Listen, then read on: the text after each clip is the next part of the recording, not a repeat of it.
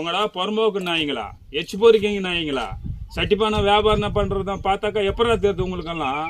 நான் வந்தேன்னா என்ன பண்ணுன்னே தெரியாது. ஏன்னா சட்டிப்பான வியாபாரம் பண்ண சன் பிடிச்சுன்னு வர நீ அவன் என்ன கேட்கறான் தெரியுமாப்பா? அலுமினியம் குண்டான் கீழே விழுந்தா லொடுக்கை போச்சானாக்கா வேற மாத்தி கொடுக்குறான். சட்டி கீழே விழுந்து ஒடிஞ்சு போச்சுன்னா நீ வேற மாத்தி குடிப்பான்னு கேட்கறான்பா. அதுக்குதான் நான் சொன்னேன், ஏண்டா உன் பொண்டாட்டி பழசை போயினா மாமனார் வீட்டுல போய் கேட்டுப்பாரு, எனக்கு பொண்டாட்டிய மாத்தி கொடுன்னு. மாமனார் செருப்பை கழட்டி அடிப்பான்டான்னு. இவங்களுக்கெல்லாம் மண்பாண்ட சமையலை பத்தி என்னப்பா தெரியும்?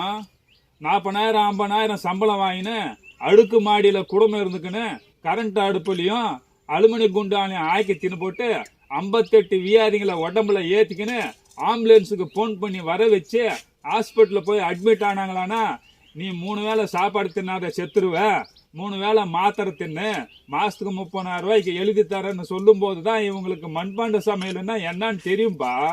அப்பா, ராஜீவ்காந்தி அரசு மருத்துவமனையில ஒரு அறிக்கை விட்டுக்கிறாங்க, என்ன தெரியுமா?